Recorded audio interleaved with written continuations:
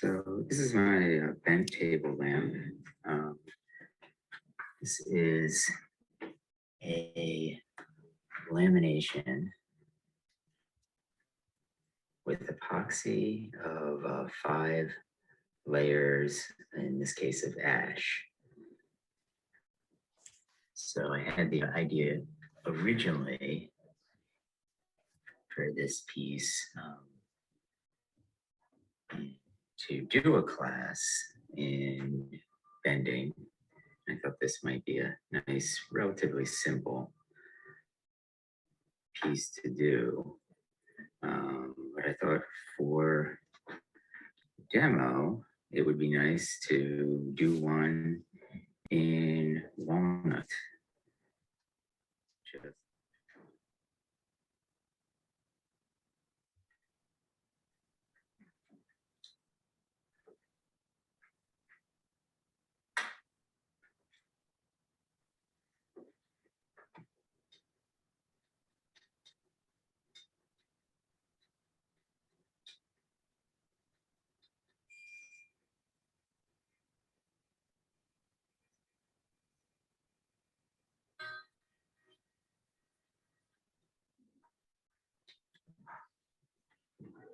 all right, here's the board that I had,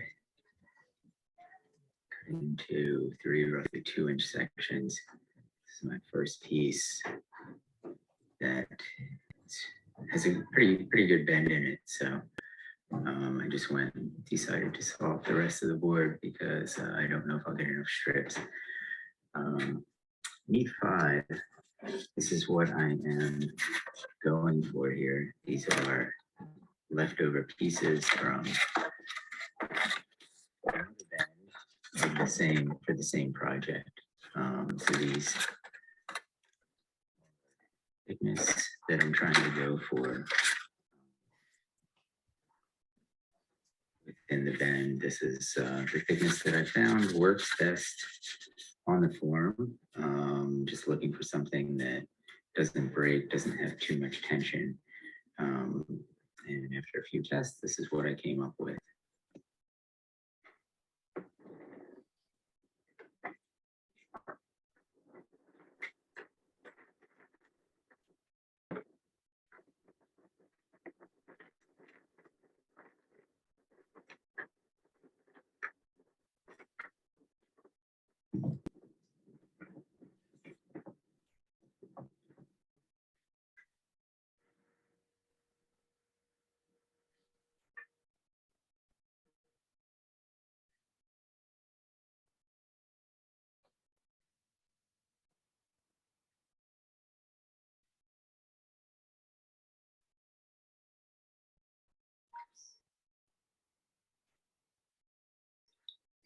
So these strips target coming in at a 1/16 of an inch.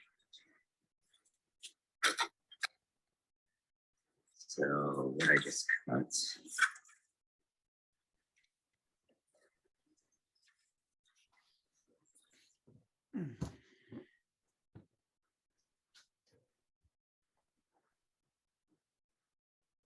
So about a 32nd over, which is not a ton.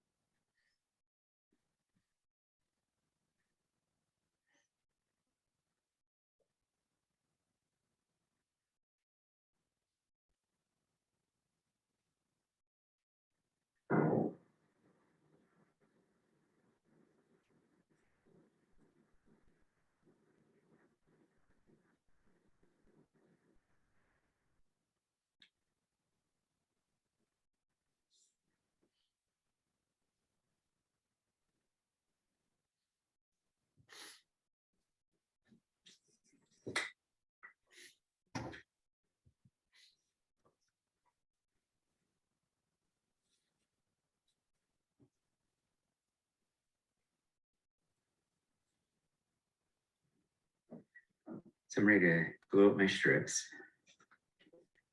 I am using epoxy for this. This is Jamestown Distributors. Um, their product. So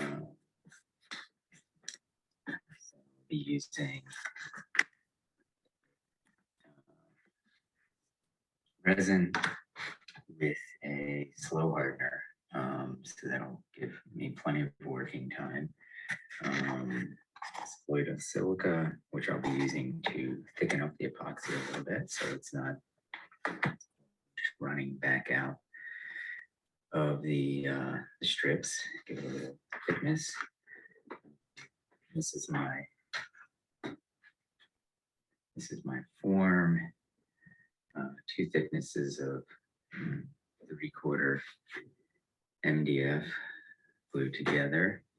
And basically we'll wrap my strips, and then I have 3 sections here.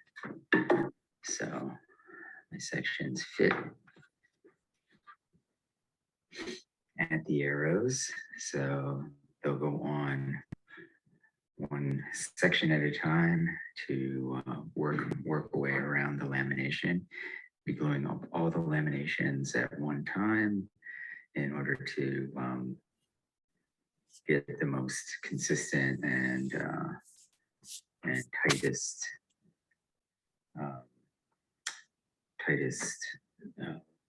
fit with the strips.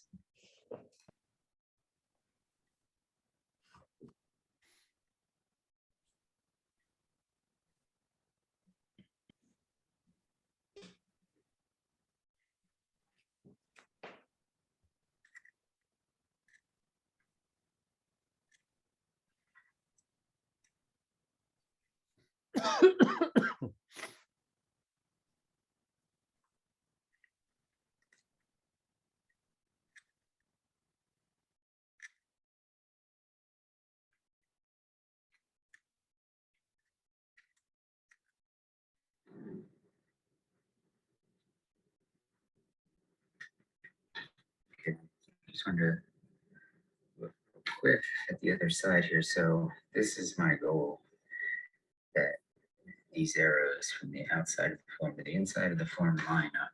So they should make it so that everything matches well. What's going on here? That one's off.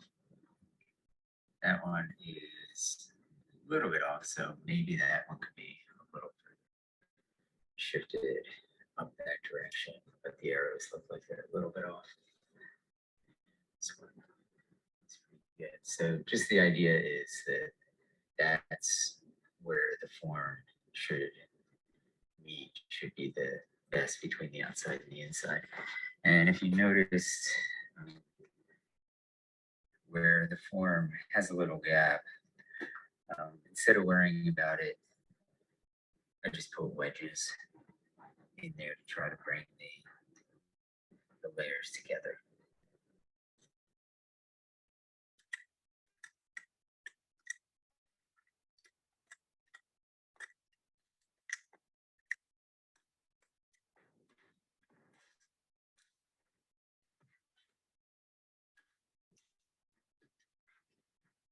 Okay.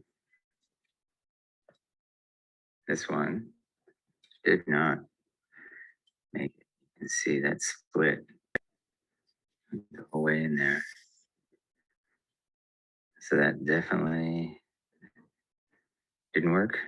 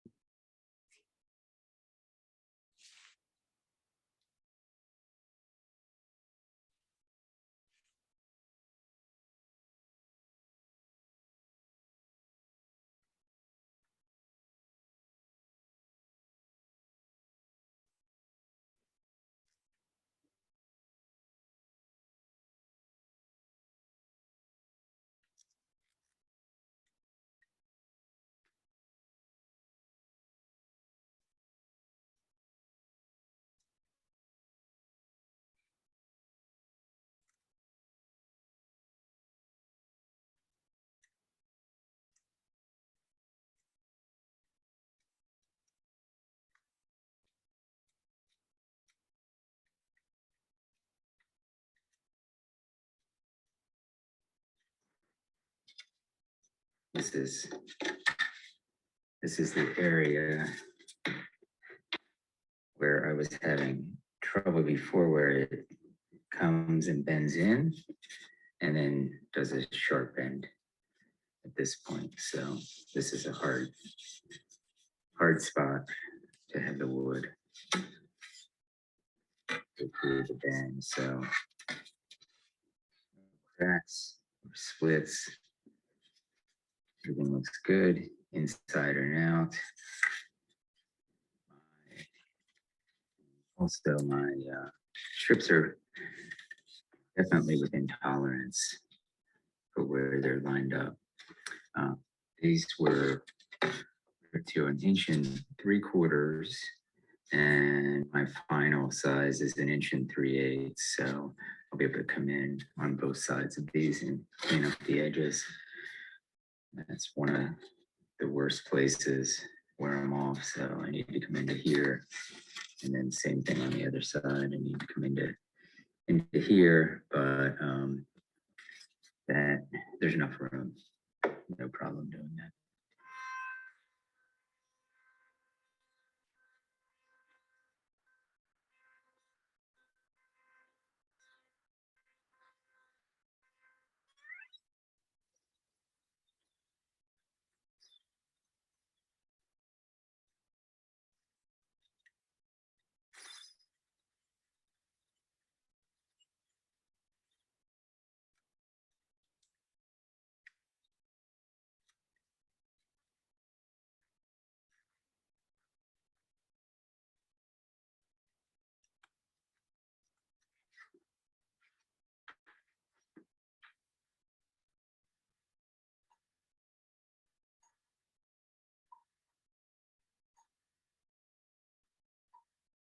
So normally at this point, I would take my laminations and I would put this through the thickness sander until it fit this notch, the width of this notch. But the thickness sander is down. We're waiting for a part. The blades on the planer are not sharp enough, so I can't send it through the planer without risking ripping the edge of it too much. So I have a little bit more to go, but I'm not going to do that.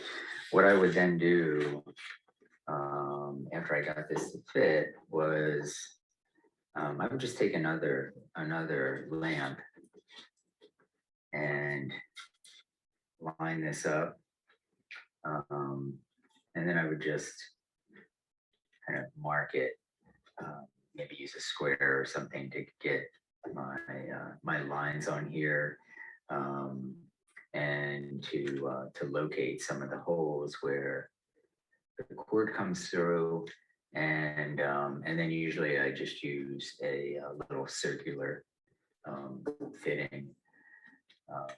I usually just use one of these fittings and put it on here till it sits in the right spot, and weight this down with some of the weight of that to try to get the lamp to be in the right spot.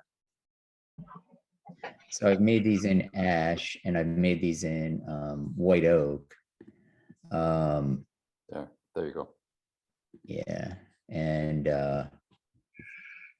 so those I had good success, and I'd done a couple of tests and I had good success at 1/16 of an inch laminations. With the walnut, when I went to do the 1/16 of an inch, it just wouldn't work. I had it break twice. So I went down a 32nd of an inch thinner, and it made all the difference in the world. So I basically went from 5 laminations to 6 laminations, and went down a 32nd of an inch in each lamination and was able to do it with the walnut. which is, I mean, it was pretty interesting that made that much of a difference with that. So you could see, I don't know if anyone noticed in the one in the video of the piece on the form, the camera was on the other side of where I was, and you can see in the video the split. You can see where the lamination lets go, and I didn't notice that from the side I was on. I didn't see it till I took it apart, but anyway, so that was kind of interesting to see that. So have yeah. you ever tried this with steam? Like steam assist kind of thing to be able to handle the thicker piece?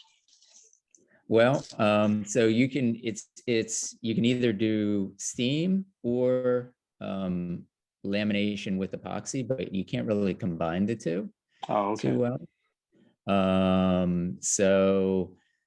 This would certainly work out with doing it steam bent. The reason why I chose to do it with epoxy in this case was to get a little more stiffness out of it, and to get a little bit more predictable bend. Definitely with the steam, with this kind of form, it doesn't have anything to hold it into place. If it was bent with steam, the wood would do a little bit more what it wanted to, and possibly relax more over time. So the glue definitely keeps things solid and together. So, did anyone else have any other questions about anything in the video? Just anything that didn't make sense that I did, or questions about anything you saw? A question: I have occasionally done laminations with multiple species just to give different colored textures to the edges. Have you tried that? I haven't. Most of the time, the laminations that I've done, I used to build boats, and they were more for mechanical purposes. And I just haven't used that within designing furniture, which is not something I've tried. So on a really general level, if you were a person who always did rectilinear projects, you said, hey, I want to do some bending, maybe make some dining room chairs or something to that effect.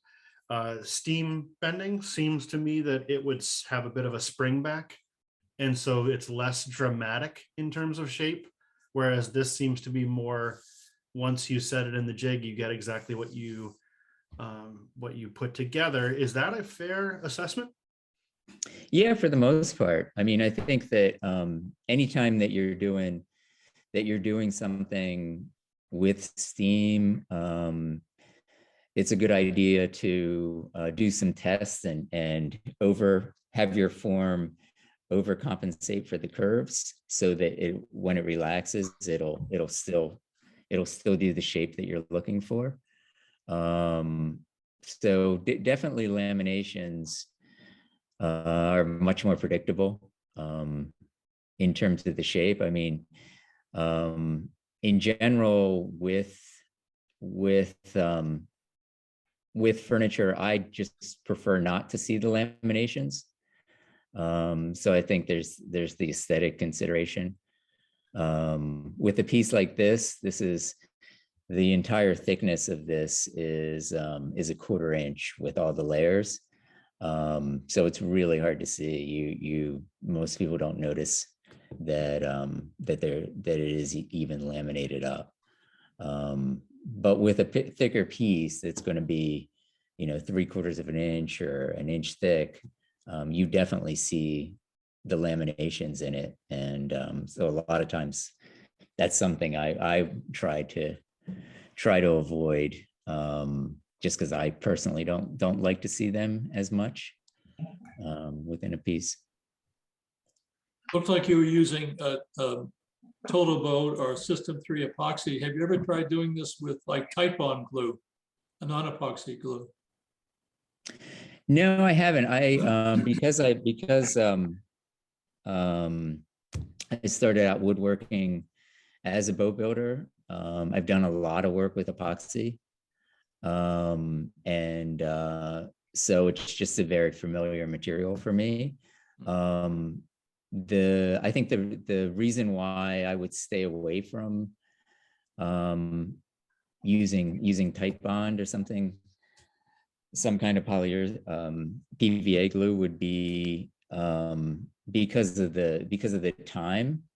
It takes a lot of time, you know, probably the time I think that on average to get the strips all coated, get them onto the form, get the clamps on there, was probably about 20 minutes. And trying to do that with any type of PVA glue, I would just be afraid that you wouldn't make it. With epoxy, yeah, with epoxy, I mean, you could have with the slow hardener, I mean, you could have 45 minutes or an hour easily before you'd have any effects that would start to slow you down with that. So that would be the main thing. And I don't know if on this type of bend as well, I would be a little more worried that that you might get a little bit more movement after it was glued together with the PVA glue than the epoxy. But I think mainly it's just the process. You know, you want to get all the strips done at the same time. And the epoxy is very forgiving in that way. It just gives you lots of working time. Yeah. Yeah. Thank you.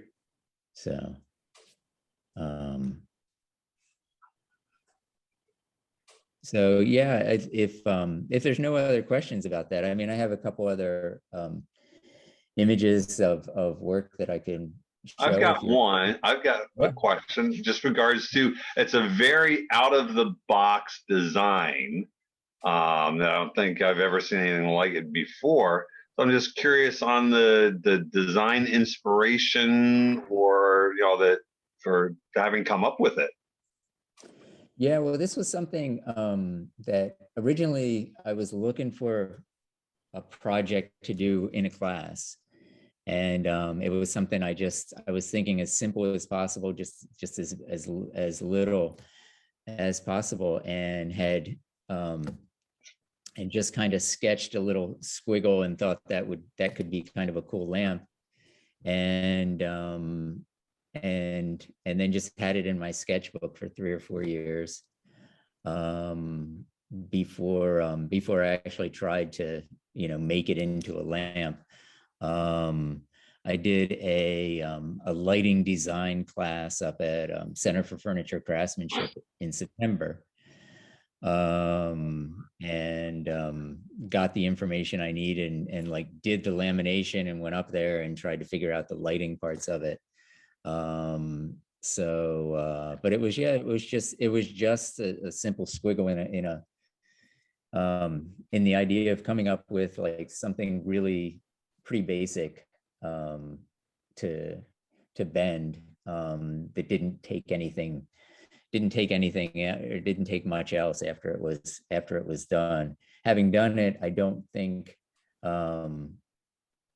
if that would work out as well, because with the laminations, you know, it's like a 10 to 13 hour process till it's completed with doing the strips and the laminations and cleaning them up and doing the woodworking on the base, and then wiring it up.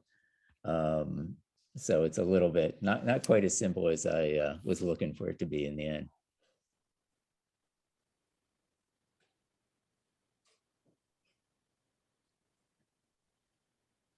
Do you get any spring back with the bent lamination, or is it pretty much what you put in the form is what you pull out of the form?